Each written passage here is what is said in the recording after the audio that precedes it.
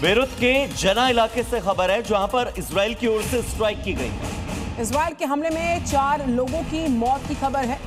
करीब 39 के आसपास लोग जख्मी बताए जा रहे हैं। जो जानकारी इस वक्त सामने आ रही है, बड़ी तस्वीर है ये। तो आप देखिए, जहां पर अटैक हुआ वहां पर रेस्क्यू टीम पहुंच चुकी है। ये बेरूत का जना इलाका है, जहां पर 4 लोगों की मौत हुई है, जबकि हमले में तकरीबन 39 लोग हैं जो जख्मी बताए जा रहे हैं। इलाज के लिए उन्हें अस्पताल में भर्ती करवा दिया गया है। जब इजराइल ने बम मारकर एक 3 मंजिला बिल्डिंग को ध्वस्त कर दिया, हमला घनी आबादी वाले अल मिकदाद इलाके में रफीक हरीरी मेडिकल यूनिवर्सिटी के सामने एक बिल्डिंग को टारगेट कर किया गया था।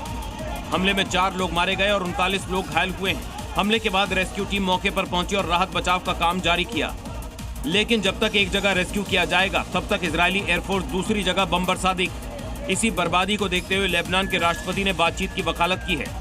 वहीं पीएम नेतन्याहू ने ट्रंप को बधाइयां दे दी हैं। दरअसल ईरान से पायलट रेस्क्यू पर ये बधाई संदेश पहुंचाया गया ट्रंप को। आपको बता दें कि ईरान की धरती से, ईरान की सरजमी से अमेरिका ने अपने पायलट और साथ ही वेपन सिस्टम ऑफिसर को सुरक्षित बचा लिया और 2 लोगों का सफल रेस्क्यू ऑपरेशन ग्राउंड पर जाकर के किया गया, जिसके लिए नेतन्याहू ने ट्रंप को बधाई दी। ट्रंप को बधाई देते हुए नेतन्याहू ने कहा कि ऐसे रेस्क्यू मिशन को अंजाम देने का इजराइल का पुराना इतिहास रहा है।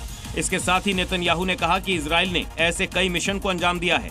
अमेरिका को पायलट बचाने के चक्कर में अपने कई जेट्स खोने पड़े, जिसमें military transport aircraft, 2 Black Hawk helicopter शामिल थे, जिसको लेकर अमेरिका का दावा है कि ऑपरेशन के दौरान टेक्निकल खराबी की वजह से उनका एयरक्राफ्ट मौके पर उड़ा दिया, जबकि ईरान कह रहा है कि उसने अमेरिका के इन जेट्स को मार गिराया है।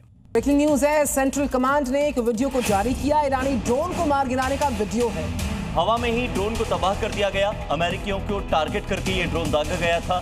गल्फ कंट्रीज भी ड्रोन के टारगेट पर थी। बताया जा रहा है कि हवा में ही ड्रोन को इंटरसेप्ट किया गया और एयर डिफेंस सिस्टम ने इस ड्रोन को खत्म कर दिया।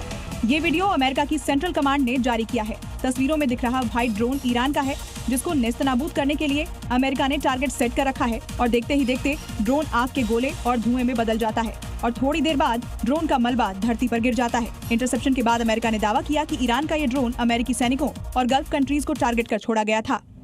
तो इजराइल पर ईरान का मिसाइल अटैक, कारखाने पर मिसाइल अटैक की जानकारी और धमाका हुआ वहां पर। इजराइल के कब्जे वाले इलाके पर यह अटैक हुआ है। साउथ फिलिस्तीन में मिसाइल से अटैक किया गया है। आप देखिए तस्वीरें, जमीन से लेकर आसमान तक हमलों का सिलसिला लगातार बरकरार। और तस्वीर इस वक्त ईरान के इजराइल पर मिसाइल अटैक की आप देख पा रहे हैं। फिलिस्तीन में मिसाइल से यह हमला बोला गया। तो कारखाने पर मिसाइल अटैक से धमाका हुआ। आग और तबाही की ये तस्वीरें साउदर्न फिलिस्तीन में ईरान के मिसाइल अटैक के बाद की है, जहां हमले के बाद धुएं का पहाड़ खड़ा हो गया, जिसको देखने के बाद आप मौके पर बर्बादी का अंदाजा लगा सकते हैं। 1 महीने से ज्यादा होने के बाद भी ईरान की मिसाइलें खत्म नहीं हुई हैं, जबकि ट्रंप का दावा था कि 90% तक स्टॉक और मिसाइल अटैक क्षमता खत्म कर दी है। लेकिन लगातार हमले बता रहे हैं कि फिलहाल तो युद्ध नहीं रुकने वाला है। दक्षिणी लेबनान के उपनगरों में इजरायली रक्षा बलों ने एक और हवाई हमला किया। मादी इलाका है, जहां पर माजिन फार्मेसी के पीछे उसी जगह को दोबारा निशाना बनाया गया जहां कुछ दिनों पहले आईडीएफ ने बमबारी की। पहले हमले के तुरंत बाद उसी स्थान पर दूसरा हमला किया गया, जिसे डबल टैप स्ट्राइक कहा जाता है। ऐसे हमलों का उद्देश्य अक्सर ज्यादा नुकसान पहुंचाना और राहत व बचाव कार्यों को रोकना होता है। इस हमले से इलाके में भारी तबाही और अफरा तफरी मची हुई है। हमले का निशाना विशेष रूप से माजिन फार्मेसी के पीछे वाला क्षेत्र था, जहां नागरिकों के साथ साथ राहत कर्मी भी मौजूद थे। हालांकि अब तक हमले में कितने लोग घायल या मारे गए, इसकी पुष्टि नहीं हो पाई है। मिडिल ईस्ट पे युद्ध शुरू होने से लेकर अब तक अमेरिकी राष्ट्रपति ट्रंप ईरान को इतनी बार अल्टीमेटम दे चुके हैं कि ईरान ने उनको सीरियसली लेना छोड़ दिया है और अब तो खाड़ी के देशों में मौजूद अमेरिकी ठिकानों को नेस्तनाबूद करने की जवाबी धमकियां दे दी गई हैं। ट्रंप को ईरान की ओर से दी गई इस ताज़ा वार्निंग के पीछे है ईरानी हमलों की 95 लहर वाली खतरनाक शुरुआत, जिसमें ईरान ने अपनी खतरनाक बैलिस्टिक मिसाइलों हज कासिम, खैबर शेकन के साथ ही कादर क्रूज मिसाइलों का व्यापक इस्तेमाल शुरू कर दिया है।